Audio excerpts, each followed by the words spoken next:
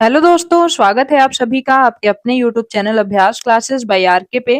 तो हम बिहार स्पेशल के लिए एडुटेरिया बुक को कवर कर रहे थे, जिसमें हमने बिहार के संपूर्ण इतिहास, भूगोल एवं राज व्यवस्था को कवर कर लिया है।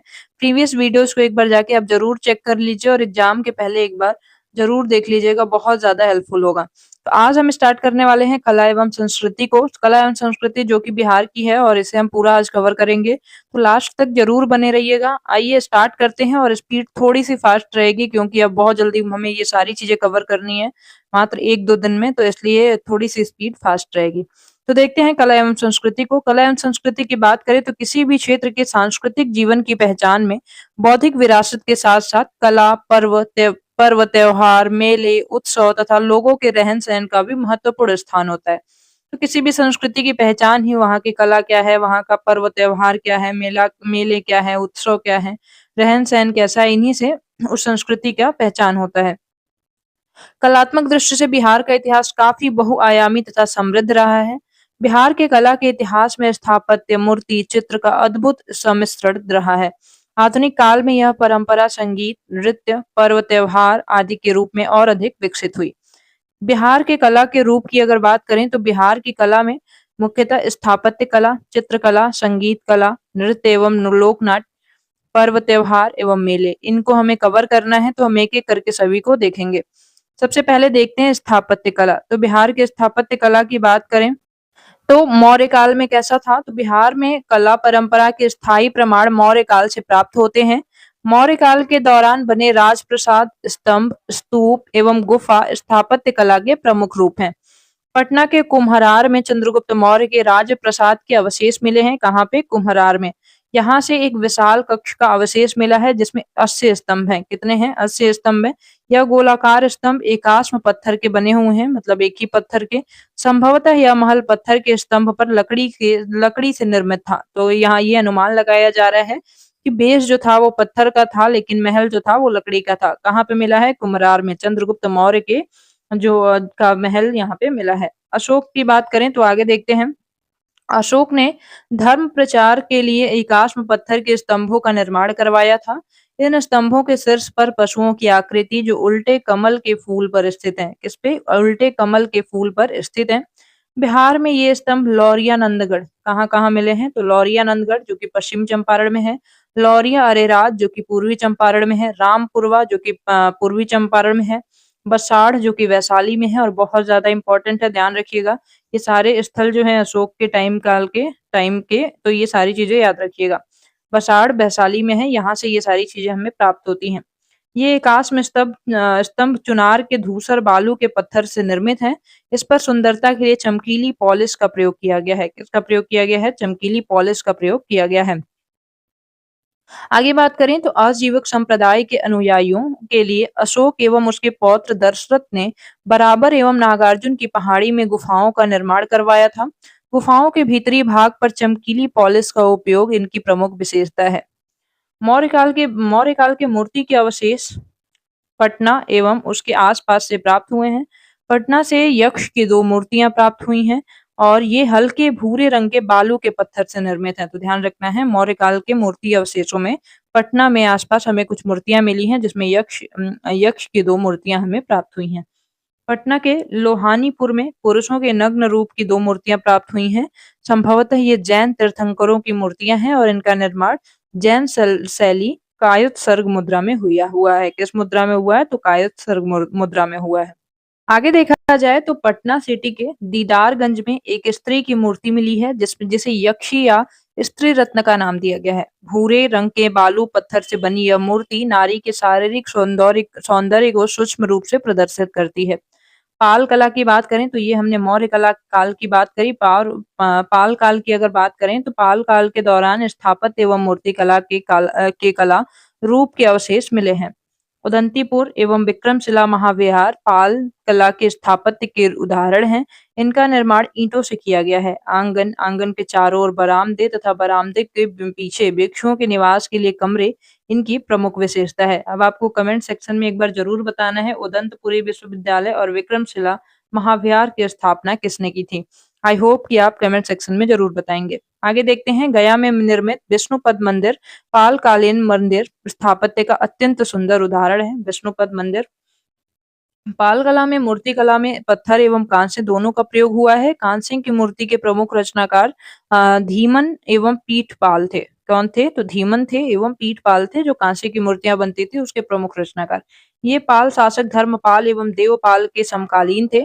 कांस्य से बनी ये मूर्तियां सांचे में ढली थी। इनके अनेक नमूने नालंदा और कुकरीहार गया से प्राप्त हुए हैं। कहाँ पे? कुकरीहार से प्राप्त हुए हैं। पाल कला के पत्थर की मूर्तियां काले बेसाल्ट पत्थर की बनी हुई हैं। ये पत्थर मुंगेर की पहाड़ियों से प्राप्त किए गए हैं। कहाँ से? मुंगेर की पहाड़ियों से।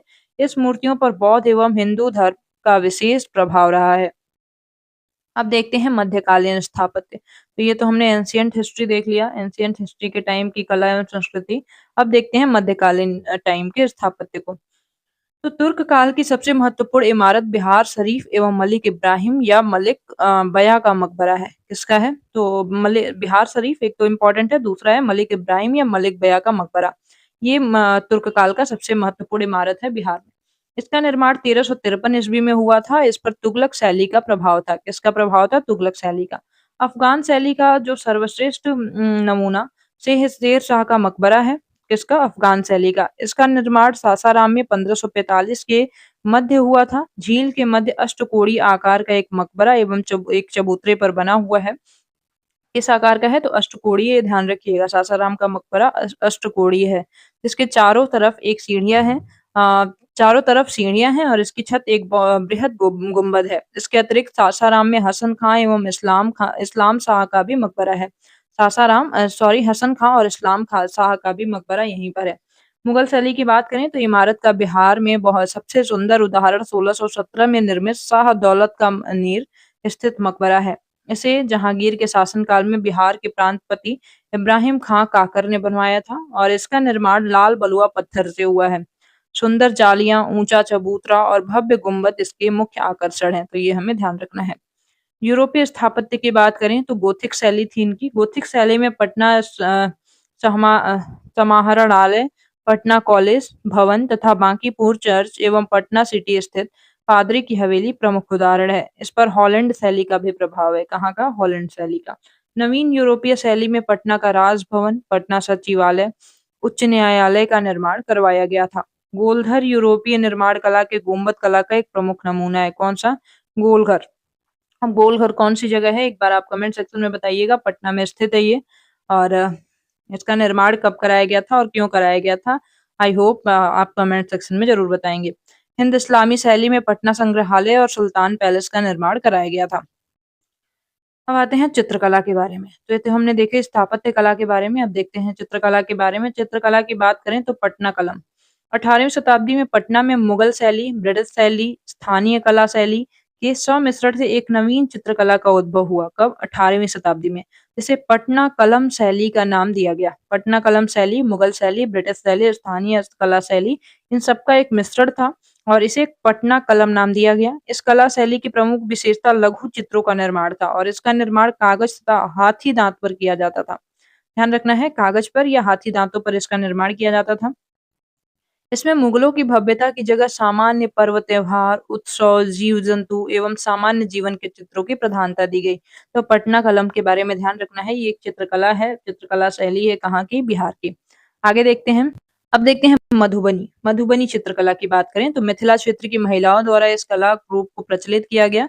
इसके प्रमुख रूप भित्ति चित्र एवं अरिपन है। क्या है? अरिपन मतलब पहले लेयर लगा के उस पर भित्ति चित्र बनाए जाते हैं। प्राकृतिक रंगों पर निर्भर इस चित्रकला में धार्मिक एवं वनस्पति चित्रों की प्रधानता होती है। पहले धार्मिक और वनस्पति मतलब प्राकृतिक चित्रों की इसमें प्रधानता होती है और यह बिहार की प्रमुख प्रचलित चित्रकला है। अब देखते हैं मंजूषा चित्रकला। मंजूषा चित्रकला की बात करें तो यह कला बिहार के भागलपुर एवं उसके आसपास अंग प्रदेश में प्रचलित है। यह स्थानीय लोक कला जिसमें लोक गाथा को चित्रण द्वारा प्रस्तुत किया जाता है और इसमें कहानी को क्रमिक एवं श्रृंखलाबद्ध रूप से चित्रित किया जाता है। यह कला बेहुला बिसहरी की लोक गाथा पर आधारित है। किस पे है? तो बेहुला बिसहारी की लोक गाथा पर आधारित है मंजूषा चित्रकला। ध्यान रखना है, बिहार के भागलपुर के आसपास वाले जो प्रदेश हैं वहां पे ये प्रचलित है और ये स्थानीय लोक कला है और इसके लोक गाथा का को चित्रण द्वारा प्रस्तुत किया जाता है और इसमें कहानी को क्रमक एवं श्रृंखलाबद्ध रूप से चित्रित किया जाता है। मतलब एक कहानी होती है जिसको आप चित्रकला के माध्यम से प्रदर्शित किया जाता है यहाँ पे इस मंजूषा चित्रकला के अंतर्गत। और कला जो है ये बेहुला बिसहारी की लोक गाथा पर आधारित होती है। किस पे? बेहुला बिसहारी। अब आते हैं थंका चित्रकला। थंका चित्रकला की बात करें तो गौतम बुद्ध के जीवन एवं उनके शिक्षाओं से संबंधित चित्रकला को थंका चित्रकला कहा जाता है। थंका तिब्बती भाषा का शब्द है और इसका अर्थ होता है जिसे लपेटा जा सके। थंका का मतलब जिसे लपेटा जा सके, ये तिब्बती भाषा का एक शब्द है। थंका चित्रकला भारतीय तिब्बतीय संस्कृतियों का सम्मिश्रित शैली है। अब आते हैं जादव पटिया चित्रकला। क्या देखते हैं? जादव पटिया चित्रकला। ये संथाल जनजाति क्षेत्र के रीति रिवाजों, धार्मिक मान्यताओं पर आधारित चित्रकला शैली है। संथाल जनजाति जो थे, संथाल विद्रोह कब हुआ था? 1855 से 56। वही संथाल जनजाति, उन्हीं की बात की जा रही है। इन्हीं के रीति रिवाजों की धार्मिक मान्यताओं पर आधारित यह जादव पटिया चित्रकला है। जनजातियों द्वारा कपड़े या कागज पर जादव पट्टियां चित्रकारी की जाती हैं। किस पे की जाती हैं? कपड़े या फिर कागज पर। तो ध्यान रखना है। बहुत हमने बिहार कलम, मधुबनी चित्रकला, मंजूषा चित्रकला, धंका चित्रकला और पटिया चित्रकला, ये सब बिहार की प्रमुख चित्रकला है। अब आते हैं संस्कृत कला पे, सॉरी संगीत कला पे। संगीत कला की बात करें तो बिहार में, एक मिनट, बिहार में उत्सवों, त्योहारों एवं शुभ अवसरों पर स्थानीय संगीत का प्रचलन रहा है। तो संगीत कला की हम बात कर रहे हैं तो बिहार में स्थानीय अवसर, शुभ अवसरों पर स्थानीय संगीत का प्रचलन हमने देखा है बिहार में। चैत माह में गाया जाने वाला एक लोकगीत है चैता। फाग, फाल्गुन माह में होली के अवसर पर गाया जाने वाला लोकगीत है जो कि बिहार में फाल्गुन में गाया जाता है। कजरी, कजरी भी बिहार का एक लोक संगीत है और यह सावन के समय युवक युवतियों द्वारा गाया जाने वाला लोकगीत है। सावन के टाइम पे कजरी गाया जाता है। बारहमासा, बारहमासा इसमें वर्ष के प्रत्येक माह की विशेषताओं का गीत द्वारा वर्णन किया जाता है। मतलब हर महीने का वर्णन एक गीत के माध्यम से किया जाता है जिसे बारहमासा बोलते हैं। अब आते हैं जांतसारी। यह महिलाओं द्वारा चक्की अथवा जांता का उपयोग करते समय गाया जाने वाला गीत है। ये चक्की या जांता जिसमें आटा वगैरह पीसने के लिए यूज किया जाता है गाँव में, उस टाइम ये काम करते टाइम गाना गाया जाता है जिसको जांतसारी बोलते हैं। अगला है नचारी। नचारी यह भगवान शिव की स्तुति में गाया जाता है। यह प्रख्यात कवि विद्यापति के गीतों का संकलन है। किसका है? विद्यापति जी के गीतों का संकलन है नचारी। सोहर, सोहर शिशुओं के जन्म पर महिलाओं द्वारा गाया जाता है। महिलाएं वहां पे जब भी बच्चे होते हैं किसी के घर पे तो वहां पे सोहर गाया जाता है। सुमंगली या लगनी, यह विवाह के शुभ अवसरों पर महिलाओं द्वारा गाया जाता है। बटोहिया, बटोहिया कब गाया जाता है? यह देशभक्ति से भरा गीत है और यह गीत श्री रघुवीर नारायण की रचना है। किसकी है? ये श्री रघुवीर नारायण की रचना है बटोहिया। फिर है फिरंगिया। यह देशभक्ति से भरा गीत है। यह देशभक्ति से भरा गीत है और इसका प्रचलन स्वतंत्रता आंदोलन के समय बहुत अधिक था फिरंगिया का। पूर्वी, पूर्वी जो है इसमें बिरहनिया अपनी दयनीय स्थिति का वर्णन गीत करती है। मतलब एक तरीके का विरह गीत है पूर्वी। अब आगे देखते हैं लोक नृत्य एवं लोक नाट्य। बिहार के लोक नृत्य एवं लोक नाट्य की बात करें तो जोगिड़ा नृत्य, होली के अवसर पर गांव की टोली द्वारा गीत एवं नृत्य किया जाता है। जब होली होता है तो उस टाइम पे नृत्य जोगिड़ा नृत्य किया जाता है। दूसरा है लौंडा नृत्य। इस शुभ अवसरों एवं त्योहारों में पुरुष द्वारा स्त्री का रूप धारण कर नृत्य किया जाता है। मतलब कि जो पुरुष होते हैं वो स्त्री का रूप धारण करते हैं और ये नृत्य करते हैं। अगला है करिया या झूमर नृत्य। यह मिथिला क्षेत्र में प्रचलित स्थानीय नृत्य है, करिया या झूमर नृत्य। इसमें लड़कियां समूह में गाती हैं और नृत्य करती हैं। झिझिया नृत्य जो है, यह नृत्य ग्रामीण लड़कियों एवं महिलाओं द्वारा किया जाता है।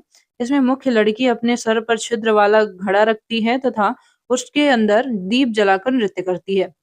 आगे देखते हैं सामा चकेवा। सामा चकेवा जो नृत्य है कार्तिक माह में लड़कियों एवं महिलाओं द्वारा नाट्य के रूप में किया जाता है। यह बहन भाई से संबंधित नाट्य है। डोमकच, डोमकच पूछा भी गया था, ध्यान रखिएगा डोमकच। यह विवाह के अवसर पर बारात चले जाने के बाद घर की महिलाओं द्वारा गाया जाता है। यह हास्य परिहास से संबंधित नाट्य है, डोमकच जिसको बोलते हैं। सामत चकेवा याद रखिएगा, डोमकच। अब आते हैं जट जटिन। जट जटिन क्या है? इसमें नाट्य द्वारा जट जटिन के वैवाहिक जीवन का प्रदर्शन किया जाता है। आगे बात करें तो विदेशिया, विदेशिया जो नृत्य है इसमें पुरुष तथा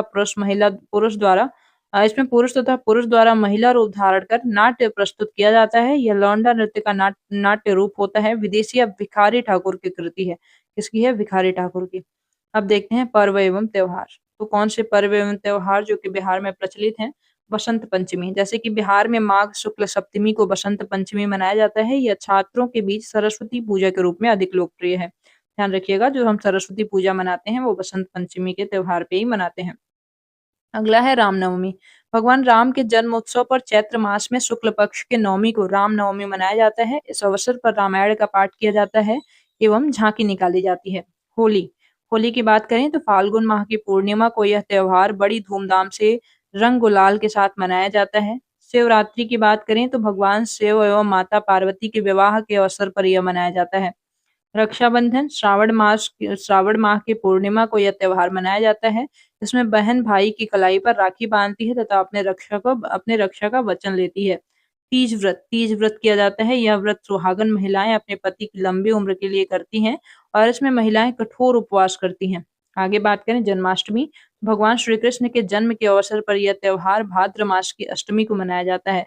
अगला है विजयदशमी। अश्विन माह की दशमी तिथि को बुराई पर अच्छाई की जीत के रूप में इसे मनाया जाता है और इस दिन रावण का पुतला जलाया जाता है। अगली है दीपावली। दीपावली कार्तिक माह की अमावस्या को यह त्योहार मनाया जाता है और यह भगवान राम द्वारा रावण का वध कर अयोध्या वापस लौटने के उपलक्ष्य में मनाया जाता है। अगला है गोवर्धन पूजा। दीपावली के अगले दिवस पर यह त्योहार मनाया जाता है और इस दिन घर में गाय बैल आदि पशुओं की पूजा की जाती है। अगला है छठ पूजा, जो कि बिहार का फेमस एक त्योहार है। तो यह बिहार का सबसे प्रमुख त्योहार है और कार्तिक मास की 5वीं एवं छठी तिथि को त्योहार मनाया जाता है और इस औरत पर व्रती उपवास में रहकर सूर्य एवं जल की पूजा करते हैं।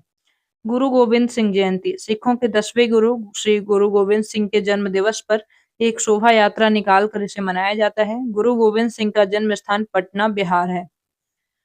अब देखते हैं महावीर जयंती। महावीर जयंती जैन धर्म के 24वें तीर्थंकर भगवान महावीर स्वामी के जन्म के अवसर पर चैत्र माह में यह मनाया जाता है।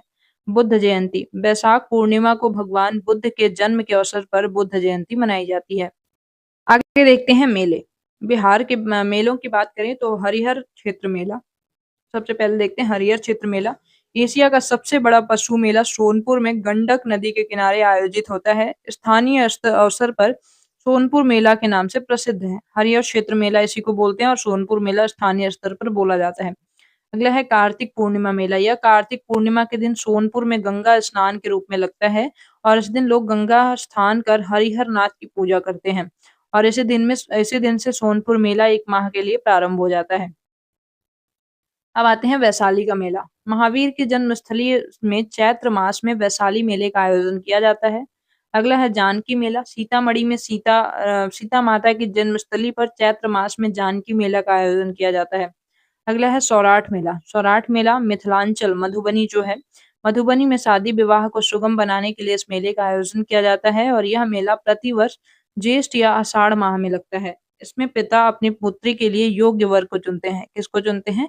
योग्य वर को चुना जाता है इस मेले में। अब आते हैं पितृपक्ष मेला।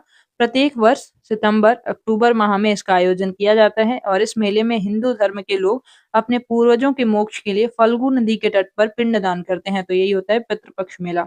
अगला है मंदार मेला। मंदार मेला में बांका जिले में मंदार पहाड़ी पर प्रत्येक वर्ष मकर संक्रांति के अवसर पर मंदार मेला लगता है।